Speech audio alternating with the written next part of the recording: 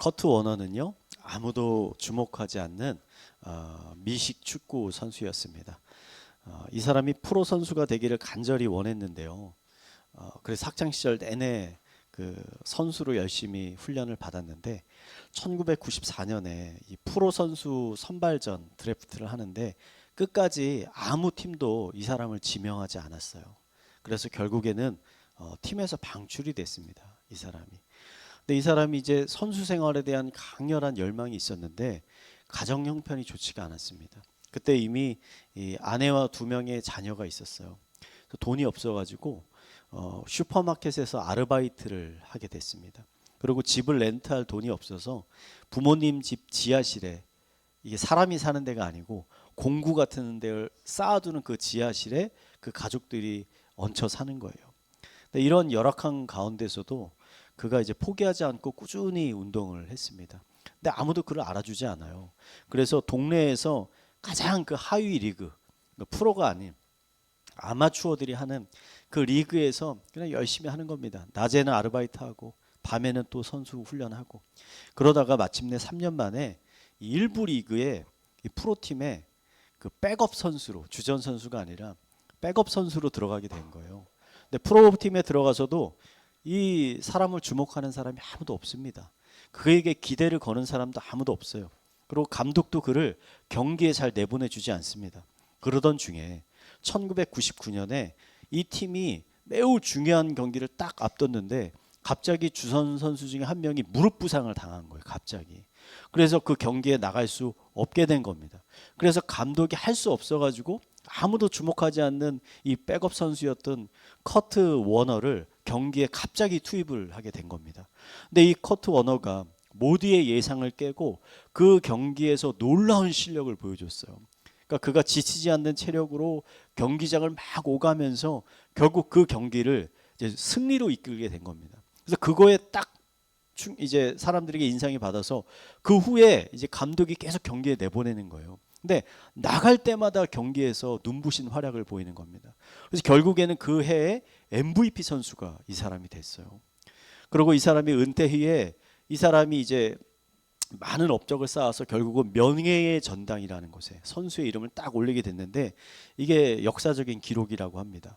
미국 축구 역사상 프로 선수 그 선발전에서 탈락한 선수, 아무도 지명하지 못했던 선수 중에 유일하게 명예의 전당에 이름을 올린 선수가 이 사람이 된 거예요. 그러니까 아무도 주목하지 않았던 선수가. 저는 이 커트 워너의 감동적인 성공 이야기를 보면서 이런 생각을 하게 됐습니다. 이 커트 워너가 이런 놀라운 성공을 거둔 이유가 뭘까? 원인이 뭘까?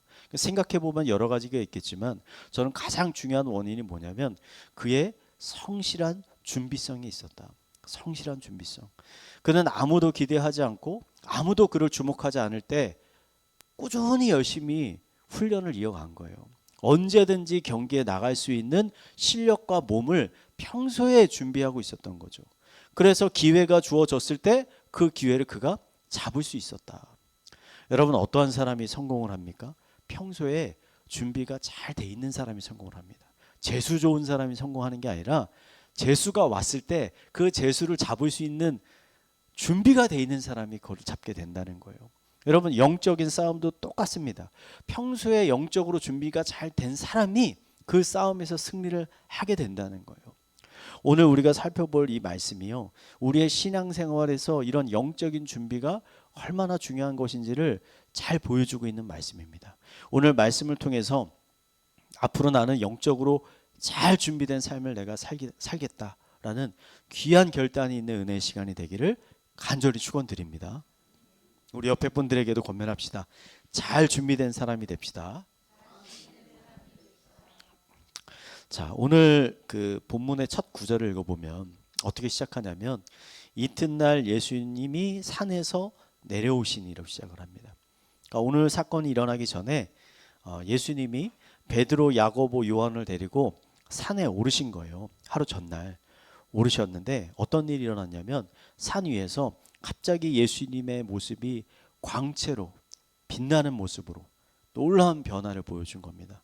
그래서 이 제자들이 이 일을 통해서 예수님이 자신과 같은 그냥 보통 사람이 아니라 하나님과 같은 신적인 존재구나 라는 것을 깨닫게 되는 사건, 이게 변화산 사건이거든요. 그러니까 이 놀라운 사건이 일어난 후에 다음 날 산에서 이렇게 딱 내려와 보니까 산 밑에 제자들이 있는데 제자들만 있는 게 아니라 수많은 백성들이 예수님의 일행을 기다리고 있는 거예요. 예수님이 오기만을 기다리고 있어요. 누가복음에는 단순히 지금 큰 무리라고 써 있는데 이 마태복음, 마가복음을 보면 구체적으로 그 무리 중에 어떤 사람들이 속해 있느냐, 예루살렘에서 올라온 서기관과 율법학자들이 함께 있었다. 그리고 그들이 제자들과 열띤 논쟁을 벌이고 있었다 라고 기록되어 있거든요. 한 남자가 귀신 들린 자신의 아들을 고쳐달라고 데리고 왔습니다. 이 아들이 너무나 끔찍한 상황입니다. 그래서 제자들이 열심히 이제 귀신을 쫓아보려고 노력을 하는데 이게 잘 안 되는 거예요. 우리가 상상을 해보면 이랬을 겁니다. 밑에 9명의 제자가 있잖아요. 아마 이제 한 사람씩 가가지고 귀신을 쫓으려고 했을 거예요. 나중에는 아마 9명이 다 달려들었을 수도 있을 겁니다. 벌떼처럼. 근데 결국은 이 모두가 다 실패했어요. 결국은 귀신을 내쫓지 못한 겁니다. 제자들이 모두 실패하니까 예수님의 이 권능과 그 기적이 정말 사실인지 확인하려고 예루살렘으로부터 올라왔던 이 서기관, 율법학자들과의 논쟁이 벌어지게 된 거예요. 그 사람들이 얘기하는 거죠. 역시 예수님에 대한 소문은 과장된 것이었다. 헛소문이었다. 봐라, 이 귀신은 못 내쫓지 않느냐. 그래서 이런 종교 지도자들과의 논쟁이 제자들과 벌어지게 된 거죠. 아니다, 우리 예수님만 오면 이거 내쫓을 수 있어. 조금만 기다려봐. 라고 해서 이 무리들이 기다리고 있었던 거예요.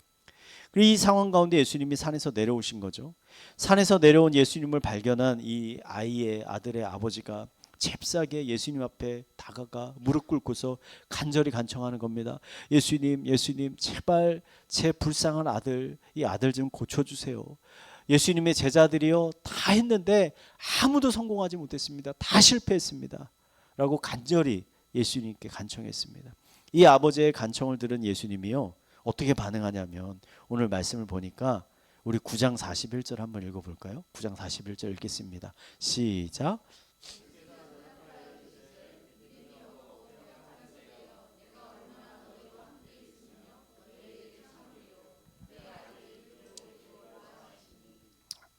자, 예수님이 어떻게 반응하십니까? 화를 내시잖아요. 조금 화를 내시는 게 아니라 크게 화를 내시잖아요. 여러분, 성경에 보면 예수님은 온화한 분이시잖아요.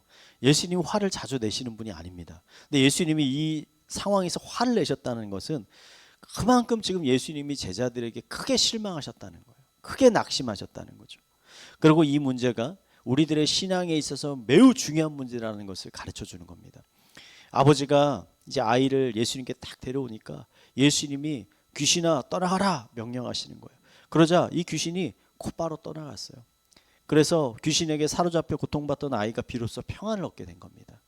자, 여기서 우리가 중요한 질문을 이제 던져봐야 되는 거잖아요. 예수님은 지금 귀신을 쫓아내셨는데 제자들은 왜 다 귀신을 쫓아내는데 실패했는가? 뭐가 문제인 건가? 이 제자들이 가진 권능이 부족해서? 예수님은 하나님의 아들이시고 제자들은 평범한 인간이었기 때문에 본질적으로 그런 권능이 있지 않기 때문인가? 여러분, 아닙니다. 우리가 마태복음 10장 1절을 보면 예수님이 12 제자를 부르시고 특별히 다른 제자들 말고 이 12 제자들에게 더러운 귀신을 쫓아내고 모든 병과 약한 것을 고치는 권능을 주셨습니다. 권능을 주셨어요. 예수님이 가진 권능을. 그러면 제자들의 경험이 부족해서인가? 여러분, 그것도 아니에요. 이미 제자들이 예수님께 받은 그 권능을 가지고 여러 고을을 돌아다니면서 수많은 사람들의 귀신을 내쫓아본, 병을 고쳐본 경험이 있어요. 처음 있는 일이 아니에요, 이게. 그래서 제자들의 그 성공적인 보고를 들으면서 예수님이 기뻐하시기도 했어요. 야, 사탄이 하늘에서 떨어지는 것을 내가 보았다 라면서 제자들을 칭찬하신 적도 있습니다. 그럼 도대체 뭐가 문제인가? 이런 상황 가운데 제자들이 왜 실패한 것인가? 그 이유는 제자들이 제대로 준비가 되어 있지 못했기 때문이라는 거예요. 지금 예수님에게는 12명의 제자가 있었죠.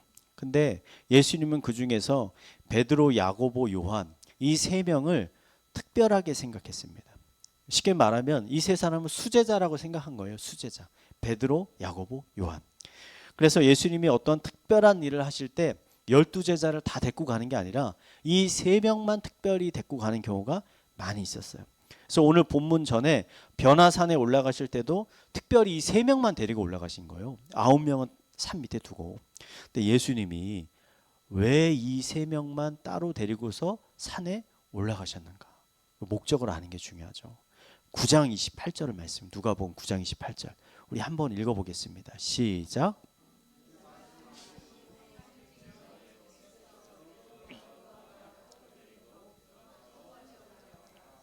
자, 28절에 예수님이 뭐하러 올라가셨다고요?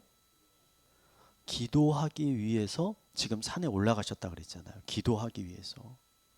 예수님은 함께 기도하기 위해서 특별히 이 3명의 제자를 데리고 산에 올라가셨다는 거예요.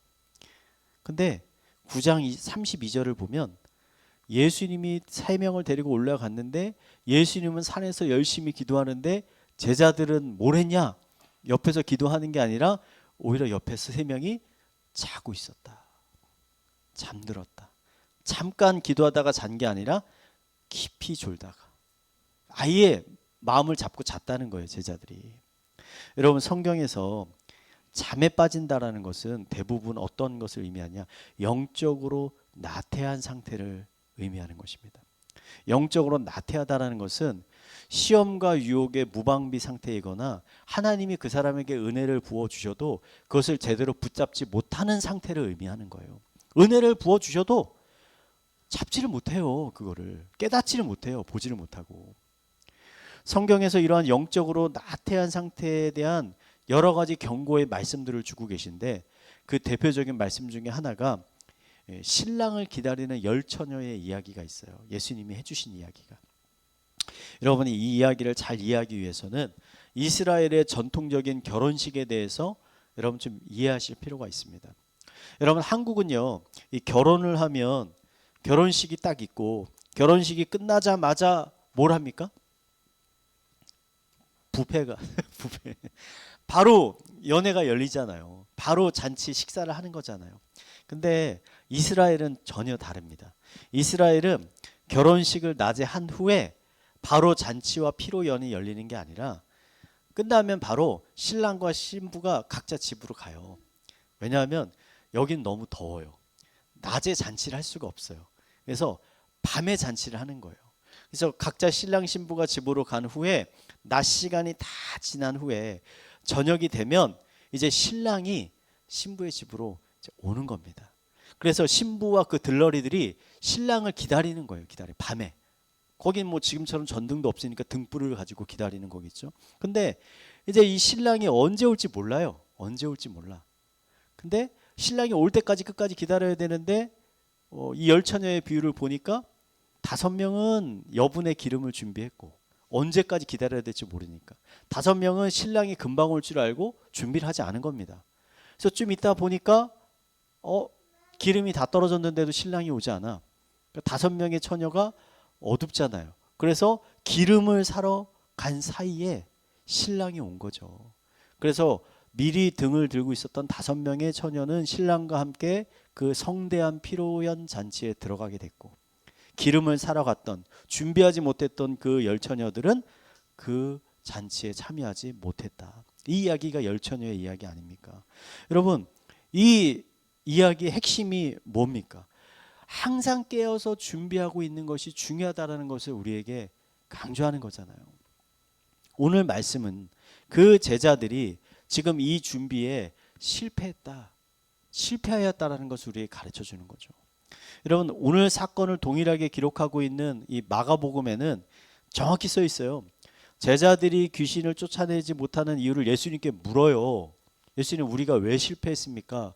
라고 묻자 예수님이 그 이유는 기도 때문이라고 말씀하셨어요. 기도. 변화산에 올라간 이 3명의 제자들, 아까 수제자라 그랬잖아요. 이 제자들은 어떤 사람들이냐? 이 제자들 전체의 영적인 상태를 보여주는 사람들이에요. 이 3사람이 대표하는 사람들이니까. 그러니까 이 사람들이 산 위에서 잠에 빠졌다, 기도하지 못하고 잤다라는 것은 산 밑에 있는 제자들도 동일하게 이 제자들과 같이 영적으로 나태한 상태에 있다. 이런 것을 보여주는 거죠. 여러분, 우리가요, 죄의 유혹과 또 죄의 그 시험에 가장 언제 쉽게 넘어집니까?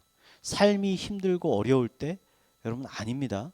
오히려 삶이 힘들고 어려울 때는요, 제 경험에 의하면 어려우면 어려울수록 우리가 하나님을 찾게 되기 때문에, 기도의 자리에 나아가기 때문에 오히려 덜 넘어져요. 근데 언제 넘어지냐면 우리의 삶에 아무런 염려, 근심, 걱정이 없어서 모든 것이 그냥 내가 하나님께 나아가지 않아도 형통할 때, 여러분, 그때가 바로 유혹과 시험에 넘어질 때입니다. 여러분, 다윗이 언제 넘어졌습니까? 모든 삶이 형통했을 때, 나라가 평온했을 때, 자기가 전쟁에 나가 싸우지 않아도 그냥 싸워서 다 이기고 있을 때, 그때 다윗이 넘어지는 거잖아요. 여러분, 이 땅에 사는 동안 여러분, 끊임없이 시험과 유혹이 우리를 찾아옵니다. 그러므로 실패하고 넘어지지 않기 위해서는요, 우리는 항상 준비를 하고 있어야 된다는 겁니다. 준비. 예수님이 가르쳐 주신 주기도문 안에 이런 말씀이 있잖아요. 우리를 시험에 들지 않게 하옵소서라는 기도가 있잖아요. 이거는 시험이 매일매일 우리에게 찾아오고 있기 때문에 우리가 이것에 매일매일 준비해야 된다는 의미를 우리에게 가르쳐 주는 거죠. 예수님이 이런 시험을 이겨낼 수 있는 가장 좋은 방법 가르쳐 주셨습니다. 누가복음 21장 36절 말씀 우리 한번 읽어보겠습니다. 한번 읽겠습니다. 시작.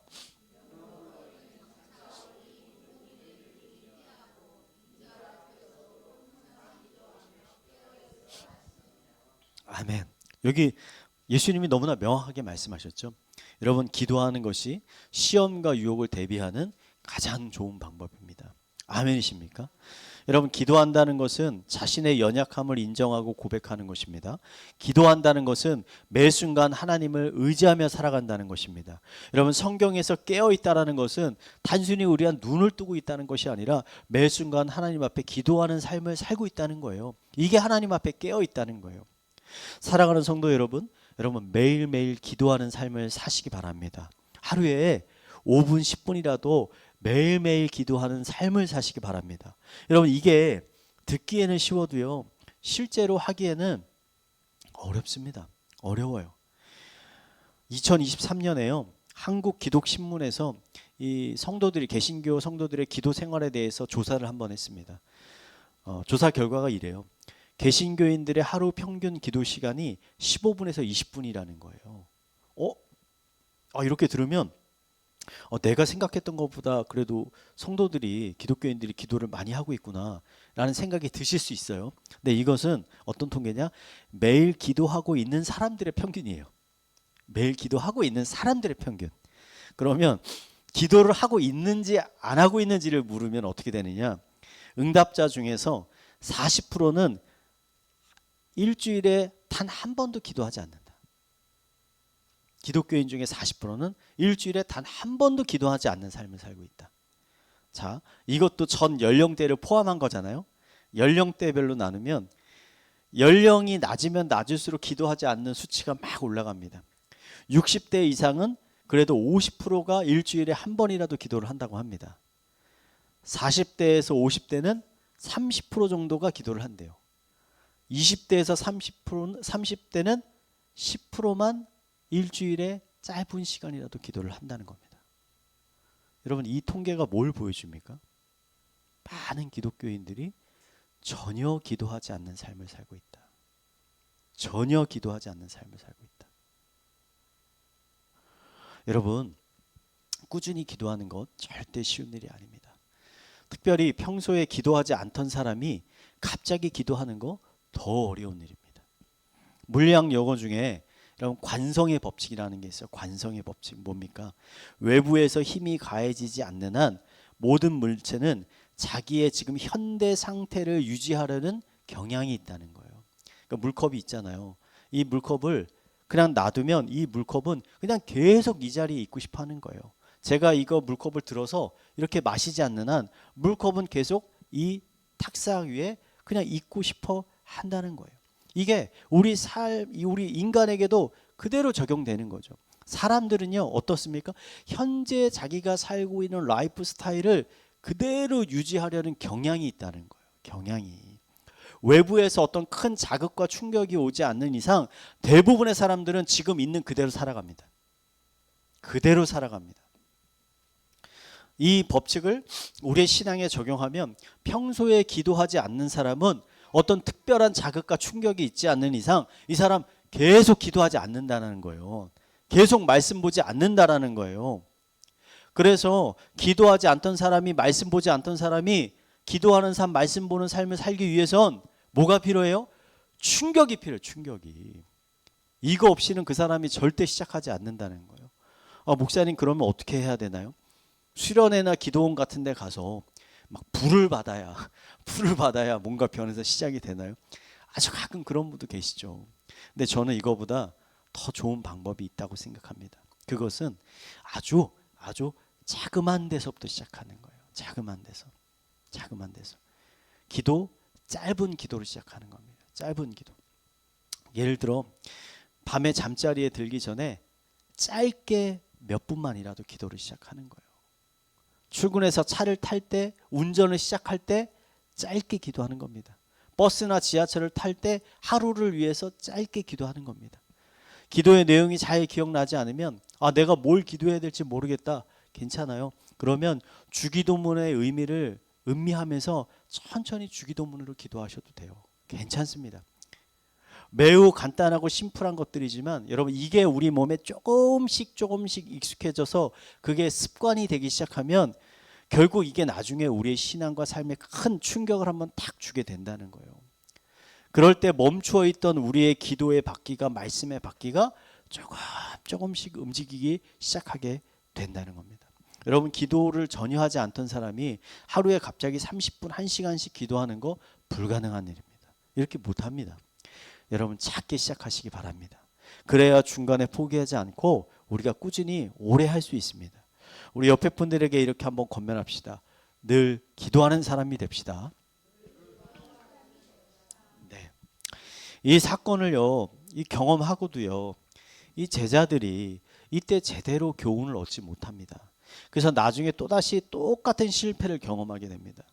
예수님이 십자가에 달려 돌아가시기 전날 밤, 예수님이 제자들과 마지막 식사를 마치시고 또 무거운 마음을 가지고 기도하기 위해서 또 이 세 명이에요. 베드로, 야고보, 요한. 이 세 명을 데리고서 감람산으로 올라가시잖아요. 올라가셔서 뭐라고 합니까? 함께 기도하자고 하잖아요. 그들에게. 똑같이. 기도하고자 하자는데 이 제자들이 어떻게 합니까? 똑같이 잠들어요. 기도하지 못하고. 예수님이 3번이나 깨웠는데 이 제자들이 깨어나지 못하고 잠들었어요. 그래서 그들을 보면서 어떻게 예수님이 말씀하십니까? 누가복음 22장 46절에 이르시되 어찌하여 자느냐, 시험에 들지 않게 일어나 기도하라 하시니라. 너희가 어찌하여서 계속 자느냐, 내가 이렇게 깨웠는데도. 여러분, 기도로 준비하지 못했던 제자들이 결국 어떻게 됩니까? 예수님이 잡히시니까 한 사람도 남지 않고 다 도망가 버렸잖아요. 또 실패하게 됐지 않습니까? 여러분, 만약에 이들이 예수님의 말씀대로 잠자지 않고 예수님 옆에서 깨어서 기도했다면 결과는 어떻게 바뀌었을까? 저는 이렇게 생각합니다. 이들이 만약 예수님과 같이 열심으로 그날 밤 기도했다면 그들은 결코 예수님을 버리지 않았을 것이다. 결코 예수님을 배신하지 않았을 것이다. 결코 예수님을 모른다라고 베드로와 같이 3번이나 부인하지 않았을 것이다. 예수님과 함께 십자가에 달리는 한이 있더라도 예수님과 끝까지 가겠다라고 이들이 결단했을 것입니다. 저는 기독교인의 신앙에 있어서 가장 중요한 것 2가지가 있다면 말씀과 기도라고 생각합니다. 너무나 간단한 진리예요. 말씀과 기도. 말씀과 기도가 없는 삶은 여러분 절대로 기독교인으로서 좋은 신앙생활을 할 수 없습니다. 말씀과 기도가 없는 삶은 절대로 하나님이 주시는 풍성한 은혜를 누릴 수가 없습니다. 다른 방법은 없습니다. 다른 편법도 없습니다. 말씀은 기독교인이 이 세상을 어떻게 우리가 살아가야 되는지 가르쳐주는 나침반과 같은 거예요. 하나님이 이쪽으로 가라고 우리에게 말씀해 주시는 거죠. 만약에 우리가 말씀을 읽지 않으면요, 우리가 어디로 가야 되는지, 어떤 삶을 살아야 되는지, 우리가 걷고 있는 이 길이 옳은 길인지 잘못된 길인지를 분별할 수 없게 됩니다. 방향을 잃어버린다는 거예요, 말씀을 모르면. 그럼 기도는 무엇인가? 기도는 이 말씀이 가리키고 있는 방향으로 나아갈 수 있는 힘과 능력을 주는 에너지와 같은 거예요. 에너지. 그래서 사람이 성경을 열심히 읽어서 선악을 분별하고 하나님의 말씀을 깨달아서 세상에 어떻게 살아야 될지를 알게 됐어요. 근데 만약 그 사람이 기도하지 않는다면, 그 사람은 하나님이 보여주시는 곳으로 단 한 발자국도 나아가지 못한다는 거예요. 여러분, 전 신앙생활하면서 목회하면서 이런 분들 많이 봤습니다. 말씀은 많이 알고 교리도 열심히 배우는데요, 기도하지 않아요. 기도하지 않는 분들은요, 변하지 않습니다. 변하지 않습니다. 네, 말씀을 모르고 기도만 하시는 분들이 있어요. 근데 이분들은 열심히 뭔가를 하는데 잘못된 길로 가는 경우도 굉장히 많습니다. 그래서 말씀과 기도가 다 필요하다는 거예요. 여러분, 우리의 믿음의 길이라는 것은 우리의 능력으로 갈 수 있는 길이 아닙니다. 하나님이 주시는 능력으로만 갈 수 있는 게 바로 믿음의 길이에요. 제가 이 개척하기 전에 10년간 청년 사역, 10년 이상의 청년 사역을 했는데, 청년 사역을 하면서요, 정말 많은 청년들을 만났거든요. 그중에 잘생기고 이쁘고 머리도 좋고 좋은 가정 배경도 가진 많은 청년들이 있어요. 근데 반대로 그렇지 못한 청년들도 있었어요. 근데 제가 생각해 보니까, 이 친구는 정말 앞으로 삶이 기대가 된다, 정말 삶이 형통하겠구나 라는 확신이 드는 청년들이 있었거든요. 근데 그 청년들은 어떤 청년들이냐? 머리가 뛰어난 사람도 아니요, 외모가 뛰어난 사람도 아니요, 좋은 대학이나 직장이나 가정을 가진 사람들이 아니었어요. 제가 그런 확신을 갖게 된 사람들은 말씀과 기도에 충실한 청년들이었어요. 이 청년들이 가진 게 별로 없어요. 좋은 대학도 안 나오고 좋은 직장을 다니는 것도 아니고 가정 형편이 좋지 않아요. 근데 놀랍게요, 마음에 큰 근심과 걱정이 없습니다. 왜냐하면 이 친구들은 매일매일 말씀과 기도를 통해서 그냥 하나님이 주시는 그 비전과 능력을 경험하면서 붙들고 나아가는 거예요, 이 청년들이. 그래서 저는요, 여러분, 말씀과 기도로 충만한 사람이야말로 이 세상에서 가장 안전한 길을 가는 사람들이다, 가장 형통한 길로 가는 사람들이다 라는 생각이 듭니다. 2000년 전에 기도하지 못하고 잠자고 있던 제자들에게 말씀하셨던 예수님이 여러분, 이 시간 동일하게 저와 여러분들에게도 이렇게 말씀하십니다. 이르시되 어찌하여 자느냐, 시험에 들지 않게 일어나 기도하라. 너희가 어찌하여 계속 잠자고만 있느냐. 여러분 중에 예수님의 제자들과 같이 영적으로 잠을 자고 계신 분이 계십니까? 여러분, 이제는 일어날 때가 됐습니다. 깨어날 때가 됐어요. 시험과 유혹이 여러분을 찾아오기 전에 여러분 이제 일어나셔야 됩니다. 그리고 준비하셔야 됩니다. 기도로 준비하셔야 되는 거예요. 여러분 자신을 위해서 기도하시고 여러분의 가족들, 부모, 배우자, 형제, 자녀, 친척들을 위해서, 직장 동료들을 위해서 여러분 기도하시기 바랍니다. 예수님의 기도를 통해서 이 소년에게 붙어 있었던 그 악한 귀신이 떠나갔듯이 여러분들의 귀신을 통해서 여러분의 마음속에 있는 염려, 근심, 걱정, 분노, 슬픔, 우울, 이 모든 것들이 다 떠나가고 대신 그 안에 하나님이 주시는 놀라운 기쁨과 평안과 희망과 소망이 생겨나게 될 것입니다.